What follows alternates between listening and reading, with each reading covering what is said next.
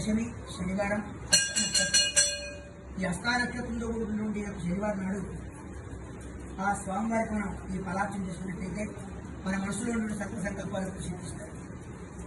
హస్త నక్షత్రం అంటే చంద్ర యొక్క అధిపతి. శని చంద్రుడు కలిస్తే ఒక మంచి యోగం వస్తుంది. అలాంటి మహాయోగంలో ఈ స్వామివారి యొక్క అనుగ్రహం మనకి కలగాలని చెప్పేసి మన అనుకున్నటువంటి సంకల్పాలను సిద్ధించాలని చెప్పేసి మనం చక్కని విధంగా ఈ యొక్క పరాక్షం తీసుకుంటాం. ఇంకా అది అల్టిమేట్ అల్టిమేట్ స్వామి నాకు సంకల్పం సిద్ధించాలంటే ఆ సంకల్పం సిద్ధిస్తాం. అలాంటి 108 అరటిబడితోటి చక్కగా పదవివాసం చేసుకున్నాం.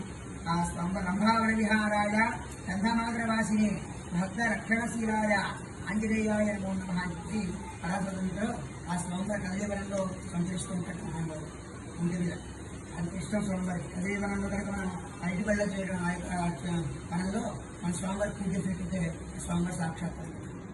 అలాంటి మహాపర్వదిన రోజున స్వామివారి పూజ చేసుకున్నాం. ఆ స్వామివారి అనుగ్రహంతో మన సకల కార్యాలు కూడా సిద్ధించి ఆ స్వామివారి అనుగ్రహం పరిపూర్ణంగా ఉండాలని చెప్పి ఆ స్వామివారిని ప్రార్థన చేసుకోండి.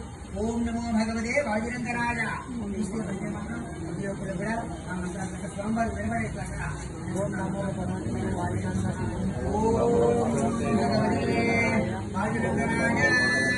ఓం నమో భగవతే వాయునందనాయ ఓం నమో భగవతే వాయునందనాయ